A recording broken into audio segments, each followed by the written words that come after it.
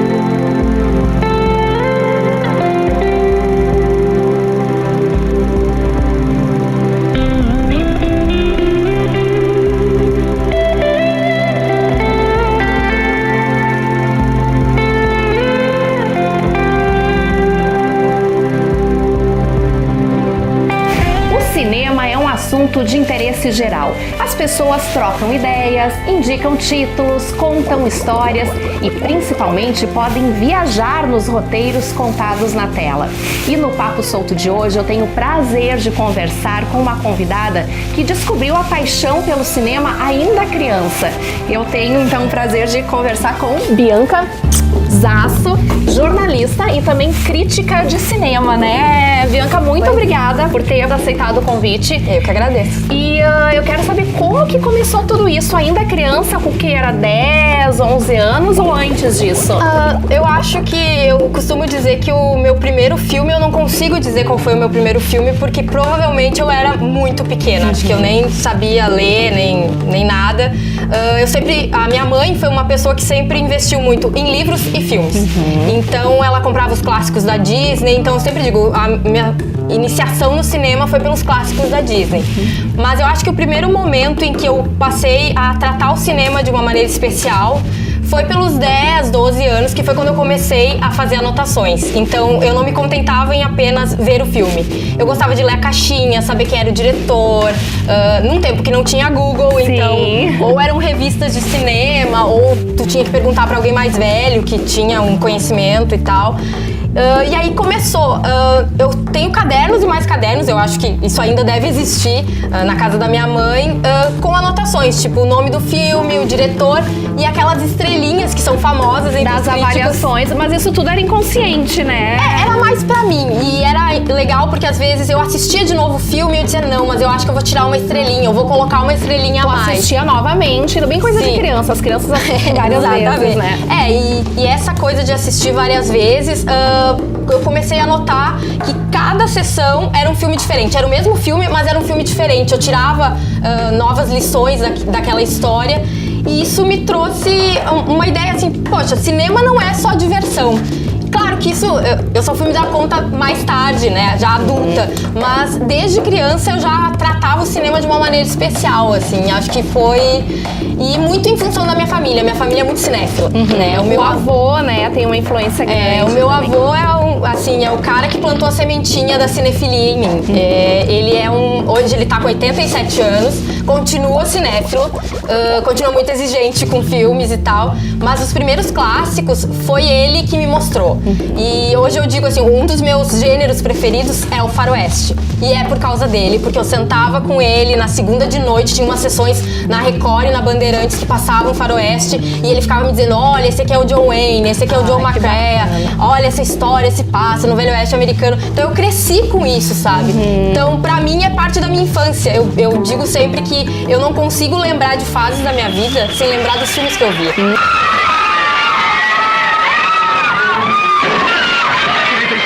Fiquem quietos! Todo mundo sentado! Fiquem quietos e nada vai acontecer. Deu fora, peça! Sente-se!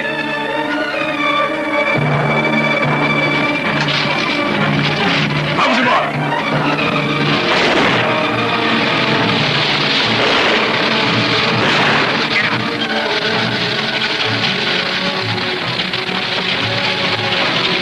Santa Maria, Isso. morou muito tempo em Faxinal, É. e que contava o dinheirinho da mesada pra poder vir ao cinema, né? Era um processo assim que eu brinco. Quando eu conto isso, pra mim era uma coisa muito natural, mas as pessoas assim, nossa, mas tu vinha só pra ir no cinema? Eu digo sim, porque pra mim ir ao cinema era mais que. Por exemplo, hoje em dia, né, que quase todas as salas estão no shopping, a pessoa lancha com os amigos, conversa, toma um sorvete e, vamos no cinema? Vamos. Não, pra mim era um evento quase social, assim, tipo, hoje eu vou assistir o filme que eu tô esperando, que eu tô lendo sobre ele há meses e eu quero assistir. Então pra mim, assim, era o momento mágico da semana. Eu vou assistir um filme no cinema. Porque isso, a partir da primeira vez que eu fui ao cinema, e eu lembro direitinho da minha primeira sessão de cinema. Lembra qual era o filme? Sim, O Rei Leão. Foi em Recife, que é a terra natal do meu avô. No Cine Guararapes. Eu fui assistir O Rei Leão lotado. E eu lembro que quando eu cheguei, não tinha lugar pra sentar. E eu sentei no chão. E aí um menininho se assustou com o começo do filme, saiu e eu pude sentar na poltrona. E assim, foi o meu primeiro choro, foi nesse filme, justamente, no cinema. E o cinema é um lugar sagrado pra mim. Eu acho que pra todo mundo que é crítico, não só pra quem é crítico, mas pra quem gosta de cinema. É que é um ritual, né, Bianca? Quando tu vai no cinema, é um momento que tu consegue te distrair, consegue esquecer. E realmente, como eu falei no início, tu viaja dentro da história que tá sendo contada. O ambiente é feito pra isso. O ambiente de cinema é um ambiente de imersão. Aqui, quando apaga a luz, quando tu esquece o mundo lá fora, tu esquece as contas pra pagar, tu esquece os problemas que tu tem e tu foca no personagem, na história que tu vai assistir. E isso é mágico, sabe? Eu acho que é aquela catarse, assim, eu sempre brinco que muita gente diz assim, eu não gosto de filme de terror, eu vou pagar pra ter medo. Mas ali tu sabe que uma hora as luzes vão se acender e tudo vai voltar ao normal. E isso é o barato, né?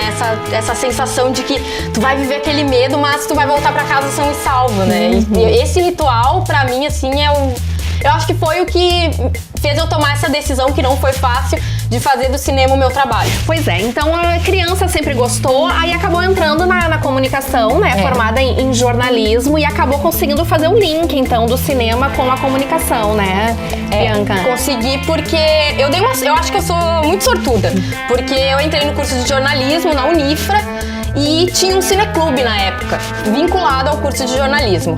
E assim, eu confesso que quando eu entrei na faculdade, eu tava mais preocupada, será que eu vou conseguir entrar no cineclube do que propriamente com a faculdade de comunicação. Eu acho assim, a comunicação me deu a base pra ser crítica, né? Que é aprender a escrever, a ter fontes, porque o crítico também tem suas fontes, sabe? A gente precisa escutar o público também. E aí, quando eu entrei no cineclube, lá foi a oportunidade de ter uma troca com pessoas muito diferentes de mim. Então, assim, eu era um pouquinho solitária no começo, né? Porque eu conversava sobre cinema ou com os meus amigos ou com minha família e, de repente, tinha pessoas de outra cidade, pessoas que já tinham ido muito ao cinema, pessoas que nunca tinham ido ao cinema. E o cineclube me proporcionou isso. E eu pensei, foi no cineclube que eu disse assim, não, a partir de hoje eu quero trabalhar com isso, eu quero fazer essa... Eu acho que o crítico é o mediador, sabe? Eu não tenho as respostas, eu tenho as perguntas. Eu gosto de colocar perguntas no leitor. Eu quero que ele leia a minha crítica e diga, não, eu preciso assistir esse filme, né? Eu acho que essa é a minha função. E aí, durante todo esse tempo da faculdade, sempre focada na parte de cinema, e não é à toa, então, que a Bianca hoje é integrante da Associação Críticas do Cinema do Rio Grande do Sul, né? A CIRS, na verdade, a CIRS existe há 10 anos, vai fazer 10 anos ano que vem. Então, é uma entidade relativamente jovem, mas quando eu descobri que ela existia, eu fiquei muito feliz porque eu digo, nossa, a função de crítico de cinema muitas vezes é vista como hobby. Eu gosto de cinema, então de vez em quando eu publico no blog, ou sou convidada para escrever para algum veículo. E não, tem gente que faz disso a sua profissão. E a CIRS, eu sempre acompanhei os críticos que faziam parte. E, inclusive, assim, durante um tempo, a presidente da CIRS foi uma crítica de cinema mulher aqui do Rio Grande do Sul, que é a Ivonete Pinto, que era tipo... Era quem eu quero ser quando crescer. Porque ela era mulher, ela era gaúcha e ela escrevia sobre cinema. E eu achava, assim, os textos dela maravilhosos. E de repente eu pensei, poxa, um dia eu posso estar lá. E agora consegui, né? E é muito importante porque isso ajuda a organizar a classe e principalmente é um ponto de apoio. Por exemplo, se você precisar de um crítico de cinema para um jornal ou mesmo para fazer uma curadoria em algum projeto, você sabe que tem essa associação e que os críticos estão ali tem capacidade, né, pra fazer esse trabalho, né? Isso é muito importante, porque as pessoas pensam assim que crítico de cinema é uma coisa muito livre, Não, a gente tem regras também. Isso que eu ia te perguntar, né? Essa trajetória pra conseguir chegar na associação, né? Como é que funciona isso? São através dos trabalhos que tu faz, as críticas, como é que conseguiu chegar até a associação? Na verdade, existe uma comissão, né? Sempre tem uma comissão que avalia os teus trabalhos. Tu tem que ter no mínimo 2 anos de comprovados como crítico de cinema. Então tu tem que escrever com uma certa regularidade, não é uma coisa esporádica. E também tem que ter uma questão tipo, você já estudou cinema, você já estudou comunicação, já trabalhou num caderno de cultura mais focado na área de cinema. E eu preenchi esses requisitos agora, né? E acabei entrando. Mas o principal é que os críticos que estão ali tenham uma estrada já. Não que a gente não abra as portas para novos críticos, mas é preciso ter um trabalho regular. Isso é muito importante, porque às vezes as pessoas passam tipo, eu escrevo uma vez por mês num blog de um amigo. Como a questão do hobby, como você falou, então, né? Não que essa pessoa não seja crítica de cinema, mas o crítico tem as pessoas acham, nossa, que legal a tua vida é ver filme. Gente, a minha vida é bem desgastante, sabe? Porque nem sempre eu vejo o filme que eu quero, né? Porque tem as pautas, então tu recebe lá o link de imprensa, vai ser esse filme que você tem que fazer a crítica. Às vezes é um filme que eu não gosto, um filme que tem uma temática que às vezes é desconfortável pra mim, mas eu tenho que assistir e eu tenho que escrever, e eu também não posso julgar aquele filme pelo meu olhar apenas. Ou só pelo gosto, né? Exatamente. Bianca. Isso é uma coisa muito importante. E sempre pensando no que as pessoas querem saber sobre o filme, né? Sim, é uma coisa que eu levo muito em consideração o crítico, existe um estereótipo de crítico de cinema que é aquele cara que só fala mal, né? Que tá sempre falando mal, que é um burrado, que as pessoas têm até medo, né, do que o crítico vai falar. Que o filme tem que ser assim ultra mega difícil de acessar, de conseguir assistir pra ele achar bom. Aí ninguém vai ver, então ninguém pode bater de frente com ele. Uma ideia assim. Existem pessoas assim, a gente sabe, mas eu acho que como crítica eu sempre tento pensar o seguinte: quem é o público que vai pagar o seu ingresso e que vai sair satisfeito desse filme?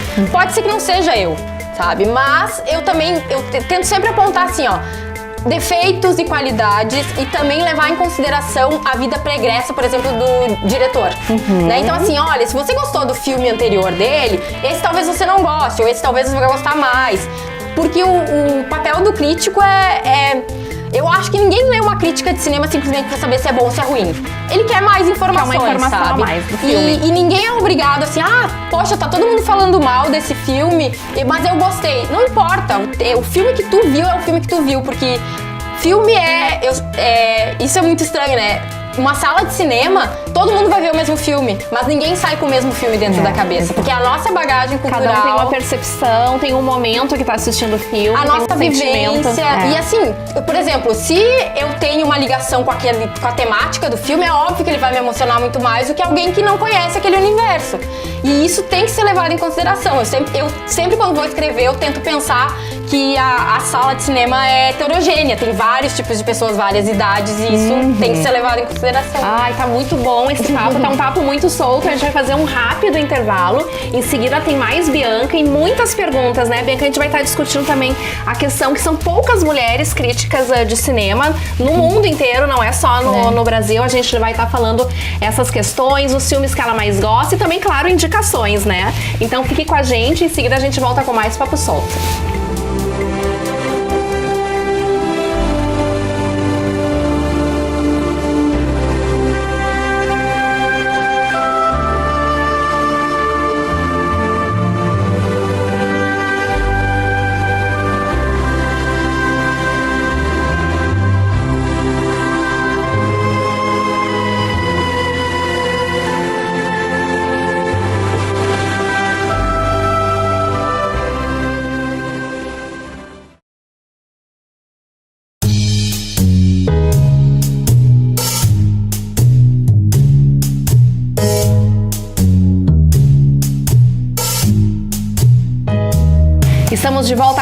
Papo Solto, hoje recebendo Bianca Zasso, ela que é jornalista e crítica de cinema.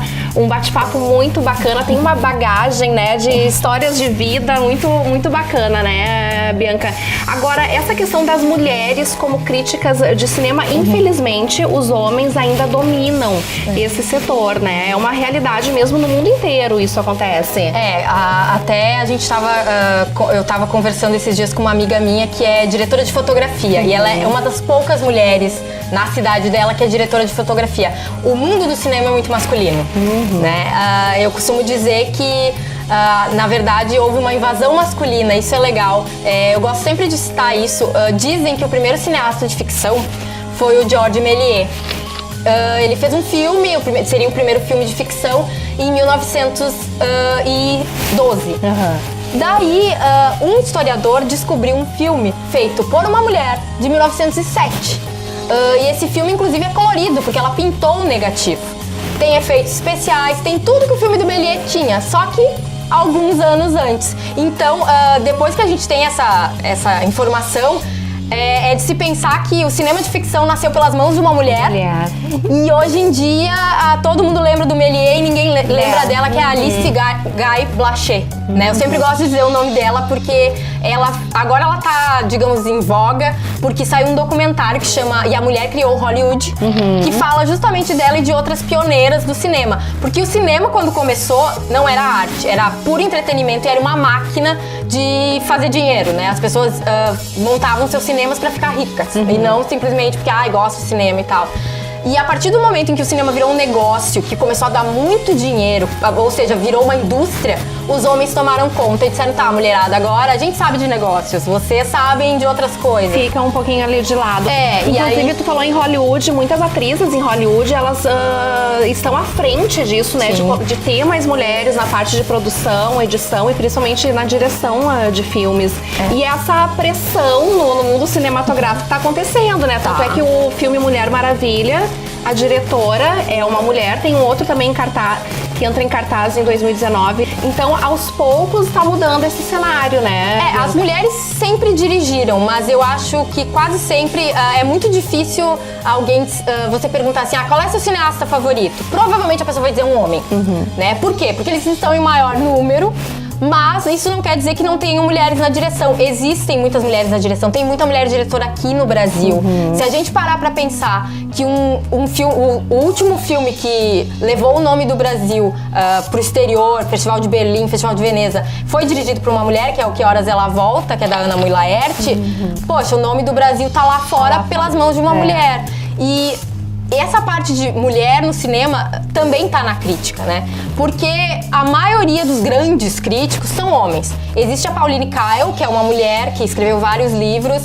Ela é, inclusive, usada nas faculdades de cinema, bem menos do que os homens, é claro. Mas ela é, digamos que, se for pra ter um ícone da crítica de cinema, mulher, seria ela.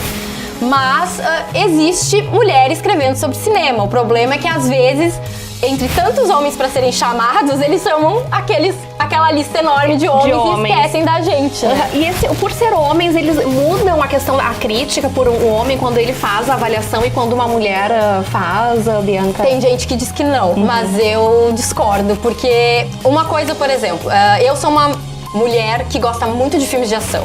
O que algumas pessoas chamam de filmes de menino, né? Como se houvesse filme de menino, filme de menina, mas enfim. Muitas vezes te chamam, a gente vai fazer uma amostra e tal. Queria que tu comentasse um filme. Beleza. Aí tem a lista de filmes. Aí eu escolho lá o filme tal. Aí a pessoa diz, não, a gente tava pensando que tu tem que comentar este, porque este tem um personagem feminino e tal. Nada contra, eu não tenho problema em falar de personagem feminino. É o famoso olhar feminino que querem. Essa palavra, assim, eu até hoje, uma vez eu respondi pra um homem, assim, que ele me disse assim, qual é o teu olhar feminino sobre esse filme? Eu digo, o que é um olhar feminino? Me explica o que é, que talvez eu possa te dizer se eu tenho. Porque a nossa visão de mundo é vasta e mulher não é uma coisa só, porque essa questão de olhar feminino parece que todas as mulheres são iguais, todas enxergam o mundo da mesma forma. Não, a gente talvez tenha opiniões mais próximas das dos homens do que eles imaginam, né? Então essa coisa do olhar feminino, de querer sempre... A mulher tá sempre colocada ali como uma exceção, né? E a menina vai comentar o personagem feminino.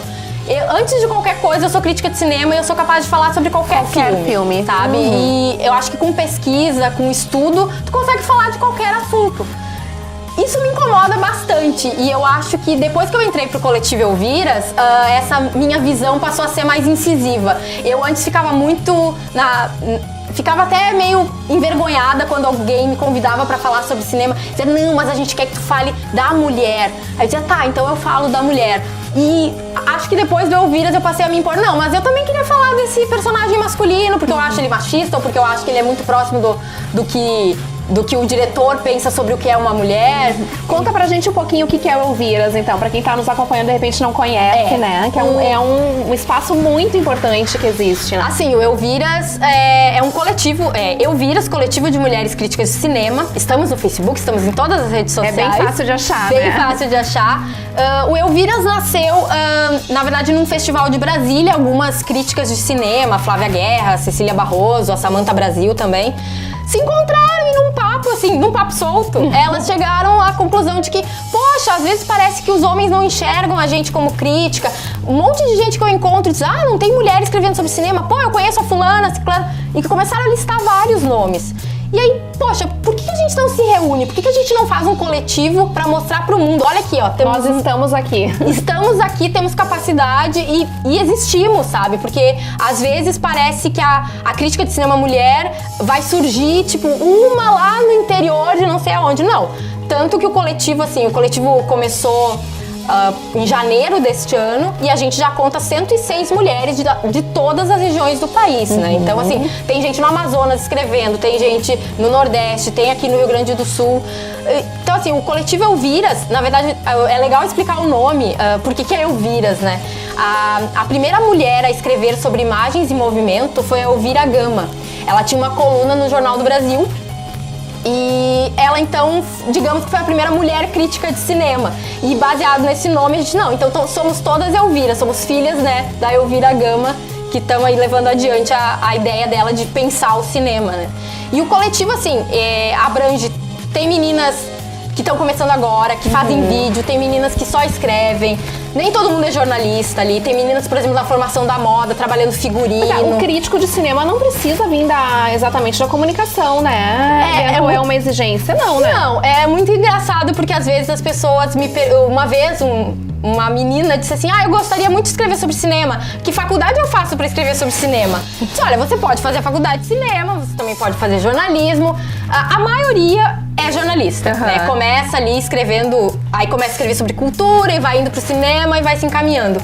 Mas, por exemplo, tem muita gente da área técnica também, diretores de fotografia que acabam escrevendo sobre cinema, roteiristas que escrevem sobre cinema. Se a gente lembrar de um gaúcho conterrâneo nosso, o Carlão Reichenbach, fazia filmes e também escrevia sobre cinema. Então, assim, na verdade não existe na verdade, o único requisito é gostar de cinema muito e gostar de pensar ele, né? Pra além da tela, né? Pra fora. Agora, Bianca, não é uma rotina fácil, assim, fica lá sentadona, olhando filme, tranquila, ou não, tem a obrigação de assistir. Isso é as minhas férias. As minhas férias são sentadona, com a pipoca do lado. Eu falei em pipoca, eu tenho pipoca no final, tem pipoca, porque cinema sem pipoca não tem graça. Não tem graça. Quantos filmes por dia assiste, Bianca? Antes de ser crítica, por incrível que pareça, eu assistia mais. Porque eu acabava escolhendo, né? E tem aquela ânsia quando tu começa a gostar de cinema, que tu quer ver, parece que tu nunca viu, tu nunca vai ver todos os filmes que tu quer. Aí tu fica 1, 2, 3, 4, um atrás do outro. Tipo, eu cheguei a assistir 5 filmes por dia. Nossa! Sabe? Em férias, assim, aí tu diz, não, hoje eu vou assistir filme. Com o trabalho, a média é de 1 por dia. Mas, às vezes, tu assiste um filme e ele te remete a outro e tu acaba tendo que procurar, dizendo, não, eu preciso ver aquela cena porque pra eu poder escrever sobre esse filme eu preciso rever outro filme. Então, varia entre 1, 2 por dia, senão a gente enlouquece, né? Sim. E começa a dar confusão no cérebro, começa, né, os neurônios já não estão funcionando muito bem. Até porque recebe lançamentos, recebe esses filmes, né, que mandam pra vocês, que vocês assistem com preferência, o crítico, na verdade, uma coisa que não tem aqui em Santa Maria, que é muito importante, são as cabines, né? O que é cabine de imprensa? O crítico vai lá assistir o filme antes de todo mundo, pra que essa crítica saia antes do filme e que as pessoas possam ir ao cinema já com uma base, né, do que é, do que esperar daquele filme. Aqui em Santa Maria é complicado, mas é possível, sabe? Várias vezes, hoje em dia, claro que não é legal, baixar filme não é legal e tal, mas muitas vezes as pessoas, principalmente porque as salas de cinema estão vinculadas, a maioria, a centros comerciais que não são só cinema, acaba que para alguns filmes a única alternativa ou é procurar uma sala... ou uma cinemateca, ou uma sala mais alternativa, ou então procurar esses filmes na internet, né? Ou através de DVD, Blu-ray. Mas eu acho que aqui em Santa Maria o que falta mesmo, a gente tem cinema, vai ter um outro cinema, mas eu acho que às vezes as pessoas esquecem que existem outros cinemas, sabe? Tem cinema no Irã, tem cinema na França, e às vezes isso não chega. E muitas vezes o papel São filmes alternativos, né? muitas vezes o papel do crítico é dizer, olha, esse filme americano aqui, ele tem uma história que também já foi feita lá no Irã. Quem sabe você assiste o filme do Irã e pensa os dois, sabe? Então, assim, nossa função é meio que trazer a nossa bagagem e dizer assim, olha, pessoal, existem muitas coisas o mundo a mais vasto, por né? aí. E no cinema também. Então tá, a Bianca, a gente vai fazer mais um intervalo, porque o programa tá muito bacana, tem muitas coisas ainda pra falar, principalmente as sugestões de filmes, né? Os principais filmes que ela gosta, os clássicos, mas também gosta muito de Netflix, as séries, né? Sim, gosto. Então tá bom. Em seguida a gente volta então com mais Papo Solto, fique com a gente.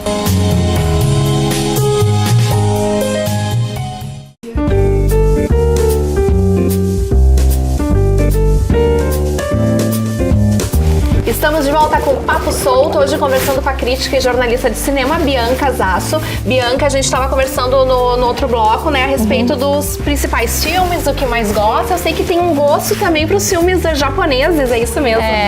Na verdade, porque foi a minha primeira pesquisa, né? Em 2009 eu estava terminando a faculdade, é óbvio que o meu trabalho final foi sobre cinema. E eu queria muito trabalhar com faroeste. Mas aí o que eu vou fazer e tal? E nessa época eu tava descobrindo um diretor que hoje é um dos meus preferidos, que é o Akira Kurosawa. E eu disse, poxa, eu podia trabalhar com ele também. E aí acabei descobrindo, né, que um filme dele, que é o meu preferido dele, que é Os Sete Samurais, ganhou uma visão americana, que é Os Sete Homens e um Destino. Então eu fiz uma análise comparativa entre esses dois. E assim, foi a porta que abriu pro cinema japonês, assim, das cinematografias é uma das minhas preferidas, assim, e que exige, na verdade, da gente aqui do Ocidente uma preparação. Uma atenção a mais, isso que eu ia te perguntar, né? Eu sempre sou chamada pra falar de cinema japonês pro pessoal lá do jornalismo da Unifra. O meu professor, que foi meu orientador também, me chama pra falar e eu sempre abro o papo dizendo assim, a gente precisa treinar o nosso olhar. E pro cinema japonês esse treino é maior ainda, porque as referências são outras, o significado das cores, dos movimentos são outros. Então assim, é uma cultura muito diferente da nossa. Ver um filme japonês, você não vai ver um filme japonês comendo pipoca, com a perna pra cima. Não, ele vai te exigir e isso vai fazer um bem danado, porque tu vai passar a ver o mundo de um outro jeito, né? E eu acho que a cinematografia japonesa, tanto a feita atualmente quanto os clássicos, são assim, pra quem gosta de cinema, pra ganhar um novo olhar, acho que pode começar pelo japonês. Já fica aí uma dica, então, né? Agora, Bianca, a gente vê assim, as pessoas gostam, né, de assistir os filmes, elas procuram, né? Sim. As pessoas querem muitas dicas quando te encontram. Ai, Bianca, me dá uma dica de filme. O Netflix abriu um leque muito grande para as pessoas terem acesso a essa informação, a documentários, a filmes, enfim. As pessoas pedem muitas dicas pra ti, Bianca. É aquela coisa, você senta na festa com os amigos, ai, tudo bom? Ai, Bianca, eu quero assistir um filme, eu vi um filme, eu preciso falar dele pra ti. Lembram de ti? Sempre. E eu gosto muito com essa referência, tipo, eu fui no cinema, lembrei de ti. Mas, na verdade, o Netflix, isso já tem pesquisas na área, dizendo que nunca as pessoas assistiram tantos filmes. Porque é óbvio que, sentado no sofá, apertando um botão, você tem acesso a milhares de filmes, é uma facilidade que todo mundo gosta. Eu acho ainda que o catálogo da Netflix e de outras plataformas ainda é muito focado em lançamento, em filmes mais atuais. Acho que falta, por exemplo, colocar também filmes clássicos, sabe? Filmes que todo mundo precisa assistir. Como, por exemplo? Por exemplo, eu acho muito importante que as pessoas, hoje em dia, que fala tanto nessa linguagem experimental, por exemplo, assistir Acossado, do Godard, que é um filme da Novelle Vague, né? Que é um filme que a juventude que faz cinema gosta muito de fazer referências, mas que pouquíssima gente viu. Então muita gente fala assim, eu adoro o Godard, mas você já viu um filme do Godard? Acha bonito falar, mas não conhece o trabalho. Então esse é um filme importante. Acho importante, por exemplo, filmes como Cidadão Kane, o próprio Vento Levou, sabe? Que hoje em dia a gente, com o 3D e com esses filmes grandiosos, né? Por exemplo, o Dunkirk, que tá em cartaz, né? Que é um filme grandioso, você tem aquele monte de soldados na praia de Dunkirk. O Vento Levou é pioneiro nisso, sabe? Aquela cena das pessoas na batalha, né? Que é triste pra caramba, mas é uma cena que remete aos filmes atuais. Então, quando tu vai fazer um filme de guerra, tu vai olhar os filmes de guerra clássicos. Então, pra te entender melhor, pra te aproveitar melhor, eu acho que não é entender, é aproveitar melhor esse filme, é legal tu ver os clássicos. Então, sei lá, O Vento Levou. Eu sempre gosto de dar como dica pras pessoas um filme que parece um filme... Pra algumas pessoas já acham um bobo, mas eu acho assim, ele é uma aula de cinema, que é o Cantando na Chuva, sabe? Por quê? Porque Cantando na Chuva é um filme sobre cinema, né? Sobre essa transição do cinema mudo pro cinema falado. Tem, né, coreografias absurdas, que eu acho que nenhum musical vai conseguir fazer igual. E é um filme lindo, sabe? É um filme bem acabado e um filme com... Eu sempre digo, dá pra ver Cantando na Chuva de dois modos. Se divertindo, tipo, vou cantar junto, vou me divertir com as coreografias e vou pensar na história daqueles atores que de repente só tinham um gesto e de repente precisam falar e às vezes não tem o mesmo talento falando do que se movendo. E aquele dilema que eles entram mesmo, né? Tipo, e agora? O cinema é falado, a gente tem vai ter que buscar outras formas de convencer o público, de conquistar a empatia do público, né? Então eu acho que é um filme completo.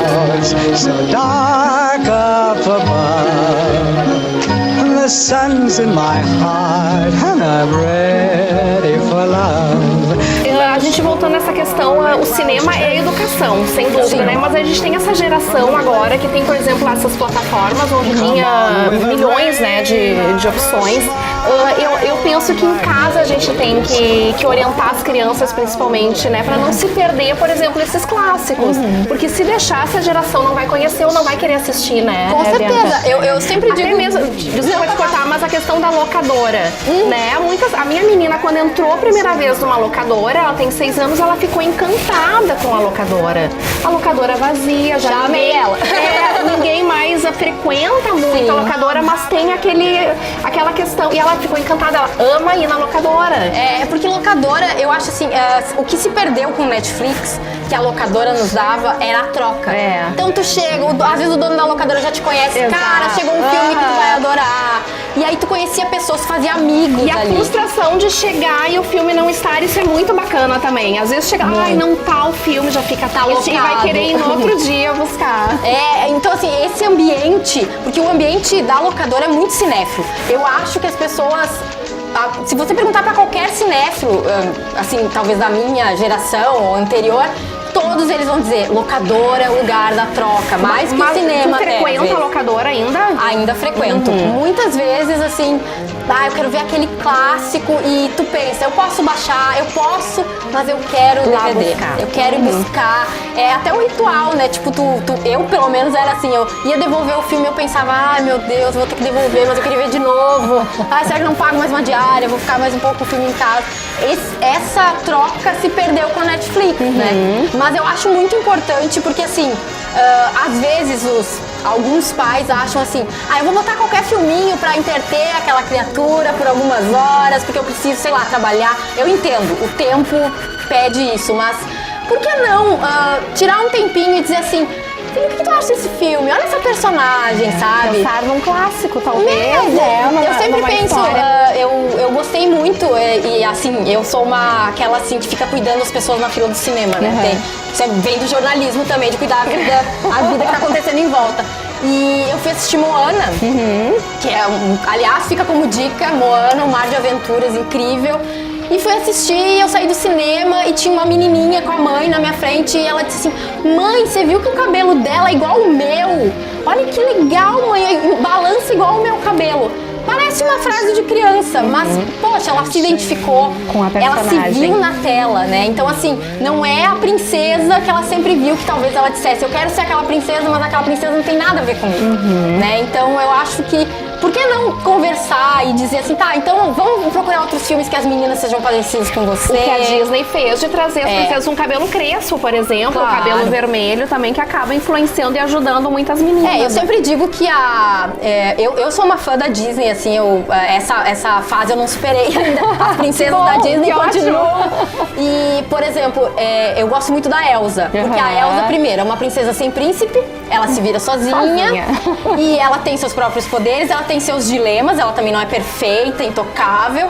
E quando eu era criança, talvez se eu tivesse tido a Elsa, eu teria passado por menos percalços femininos do que, né, tendo a Cinderela. Eu tinha a Cinderela, tinha a Branca de Neve, eu gosto delas ainda, mas a Elsa, a Moana... É um perfil diferente mesmo, né? Assim, é pra essa geração mesmo, e é bom saber que elas vão crescer já exigindo uma personagem feminina mais próxima da realidade, né? Porque, querendo ou não, as princesas só na Disney mesmo.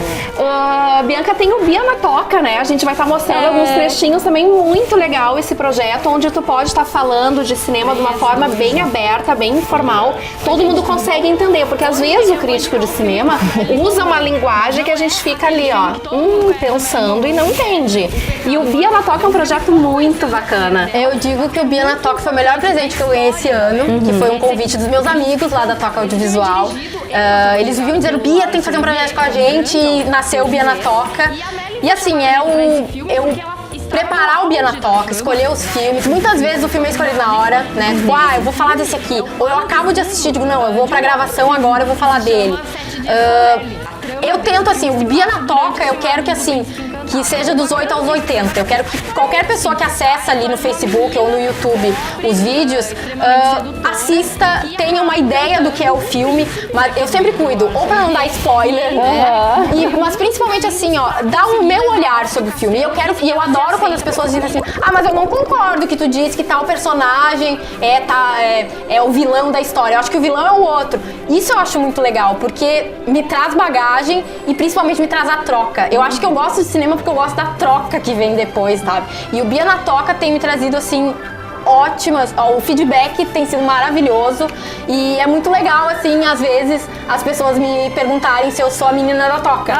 E, então eu gosto disso porque aí uma vez me disseram, perde identidade. Não, eu gosto de ser a Bia na Toca, porque lá na Toca, primeiro que eu tenho liberdade pra falar sobre os filmes que eu quero e trocar com os meninos adoram cinema também, foram meus colegas na pós em cinema. Então, essa troca e o Bia na Toca acabou que teve que fazer uma coisa que eu nunca tinha pensado em fazer, que é lidar com a minha imagem, que é aparecer. Eu sempre escrevia, as pessoas sabiam que eu escrevia e nunca tinham visto minha cara. 3, 2, 1.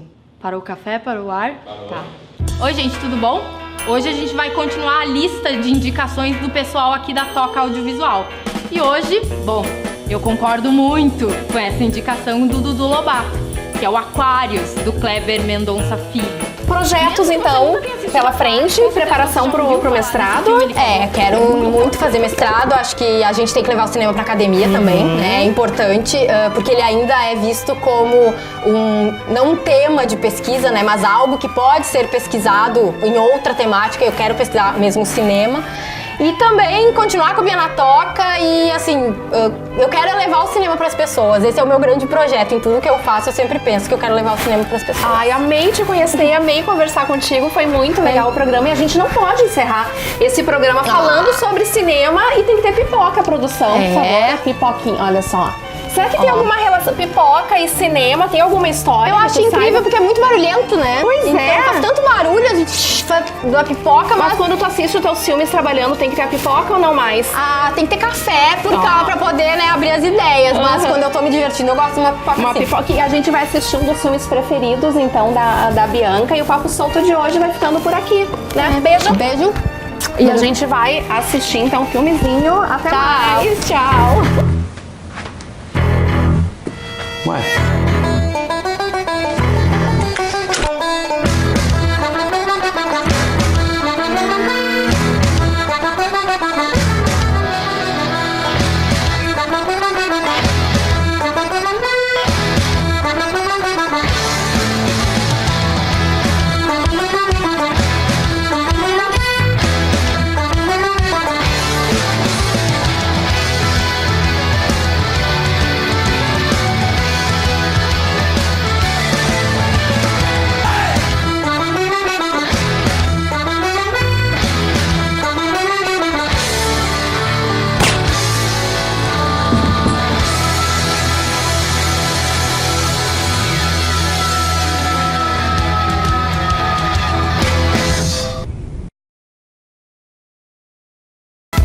Papo Solto. Oferecimento Pontelli. Todo momento é precioso. Na Rua do Acampamento, Doutor Bozano e Monet Plaza Shopping.